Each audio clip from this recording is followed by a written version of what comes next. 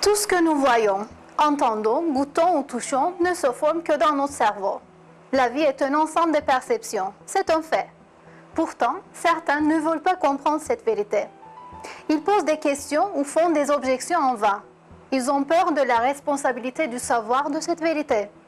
Car ils disent « je ne veux même pas y penser » ou « j'ai du mal à imaginer que je ne pourrai jamais voir la véritable matière » ou encore « ma vie n'a plus de sens ». Il est tout à fait déconcertant pour ces individus d'imaginer que rien n'existe en dehors d'Allah. Mais ils ne peuvent pas prouver le contraire, que les originaux de ce qu'ils voient existent quelque part en dehors d'eux-mêmes. Mais aujourd'hui, même les matérialistes les plus déterminés reconnaissent que les images sont perçues dans le cerveau. Dans quelques vidéos successives, je vais vous donner des exemples de réponses données aux questions de ces gens à propos de la réalité de la matière. Question 1. Lorsque vous voyez un bus se dirigeant vers vous, vous l'évitez. Cela signifie que le bus existe. Pourquoi l'évitez-vous s'il existe dans vos cerveaux? La réponse. Cette question traduit une erreur de compréhension de la portée du terme perception. Selon eux, la notion est limitée à la vue. Mais en réalité, toutes les sensations du toucher, de la solidité, de la douleur, de la chaleur, de l'humidité ou de la fraîcheur se forment dans le cerveau, tout comme les images visuelles se forment. Un individu qui sent le métal froid de la porte du bus lorsqu'il descend éprouve cette sensation de froid dans son cerveau. Quant au bus qui heurte quelqu'un, lorsque la sensation du toucher est plus violente et plus douloureuse, il s'imagine que ce point ne s'applique plus.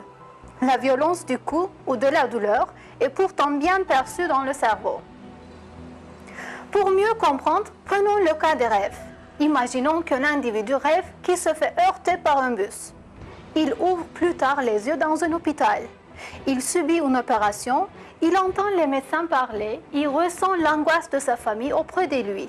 Il souffre d'une douleur terrible. Dans son rêve, il perçoit les images, le son, les touchés, la douleur, la lumière, les couleurs très clairement et distinctement. Il lui semble tout aussi naturel et crédible que dans la vie réelle. Il est loin de s'imaginer que tout cela fait partie d'un rêve. Pourtant, tout ce qu'il voit est une illusion. Le bus, l'hôpital, le corps qu'il croit être le sien. Bien que ces éléments ne correspondent à rien de concret, il les ressent comme s'ils étaient réels. Par ailleurs, la violence d'une sensation n'ôte rien au fait que la sensation s'opère dans le cerveau. Il s'agit d'un fait scientifique prouvé. Lorsque quelqu'un passe sous un bus, le bus dans son esprit passe sur le corps dans son esprit. La mort ou les blessures qui en résultent ne modifient pas la réalité. Quand les sensations cessent avec la mort, Allah remplace les images que cet individu visionnait dans son cerveau par des images relevant de l'au-delà.